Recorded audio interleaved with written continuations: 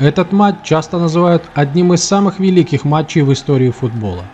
Финал Лиги чемпионов УЕФА 2005 года. Матч также известен под названием «Стамбульское чудо».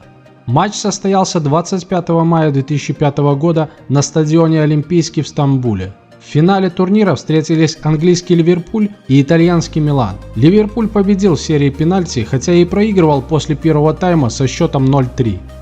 Тем не менее, команда нашла в себе силы победить, забив во втором тайме 3000 зрителей.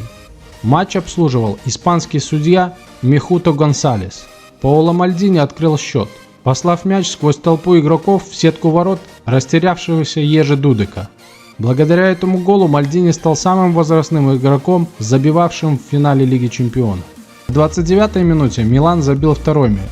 Однако гол Андрея Шевченко был отменен из-за офсайда. На 39-й минуте показалось, что мяч угодил в руку Алессандро Нести, находившегося в тот момент в штрафной площади своей команды. Однако рефери не стал назначать пенальти в ворота Милана, несмотря на бурную реакцию игроков Ливерпуля. Минуту спустя итальянцы устремились в Клана Креспо, который первым же касанием отправил мяч в сетку ворот. Счет стал 2-0 в пользу Милана.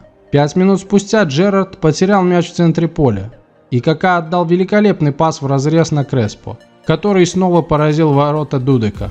К перерыву счет был уже 3-0, и возможно даже самый преданный болельщик Ливерпуля думал, что игра окончена. Уж слишком велика была разница в классе, показанном игроками обоих команд в первом тайме. Несмотря на столь разочаровывающий счет, в перерыве болельщики Ливерпуля, а их на стадионе было большинство, начали громко распевать гимн своей команды, знаменитый «You Never Walk Alone». На второй тайм у Ливерпуля не вышел правый защитник Стив Финнан, и вместо него появился опорный полузащитник Дитмар Хамман, сразу принявшийся подбадривать партнеров.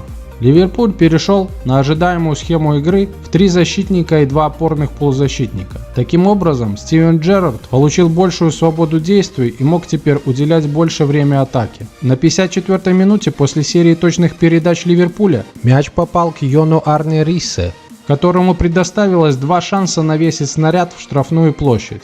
Первый из них он упустил, но вторым пасом нашел Джерарда, который головой переправил мяч в дальний угол ворот. Этот гол позволил Ливерпулю почувствовать большую уверенность в своих силах и возродить надежду на общий успех в матче. Было видно, что Джерард призывает своих товарищей усилить натиск. В этот момент болельщики Ливерпуля, находящиеся на стадионе, стали еще громче и активнее, чем раньше, петь и скандировать. 2 минуты спустя Хаммонд отдал передачу на Владимира Шмитцера, который с 18 метров сильно послал мяч в левый угол ворот Диды. Удар был столь силен, что Бараш, находящийся на пути мяча, едва сумел избежать столкновения с ним. Бразильский вратарь Милана взять этот удар не сумел, и преимущество итальянцев сократилось до 1 мяча. Правомерность того, что этот гол был засчитан, оспаривалась Миланом, так как непосредственно перед тем, как Хаммон принял мяч, боковой судья поднял флаг, сигнализируя об офсайде у Ливерпуля. Как бы то ни было, рефери решил не давать в данном случае свободный удар в пользу Милана. Чувство несправедливости, которое испытали по этому поводу болельщики Милана, точно отражает ощущения, которые пережили фаны Ливерпуля в первом тайме, когда судья в такой же ситуации засчитал второй гол итальянского клуба. Ливерпуль продолжил давить. Прекрасным пасом Милан Бараш вывел Джерарда на ворота Диды. Однако эпизод был прерван грубым отбором со стороны Дженаро Гаттузо. Судья назначил 11-метровый удар, который вызвался пробить Хаби Алонсо. Хотя Алонсо нанес сильнейший удар в левый нижний угол, Дида смог взять его. Однако на добивание первым успел все тот же Алонсо, который отправил мяч под перекладину, сравняв счет во встрече 3-3. С этого момента игра абсолютно выровнялась. Обе команды имели хорошие шансы для того, чтобы забить еще, и регулярно перехватывали друг у друга инициативу. К концу основного времени они так и не смогли выявить победителя, и поэтому было назначено дополнительное время.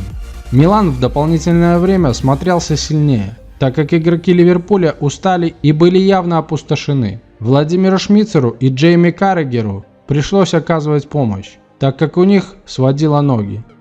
На 116-й минуте Шевченко имел прекрасный шанс, чтобы забить. Однако его удар головой Дудек парировал.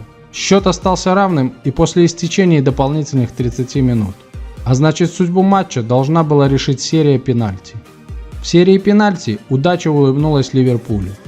Свои попытки ударов у Милана не реализовали Сержиньо Креспо и Андрей Шевченко.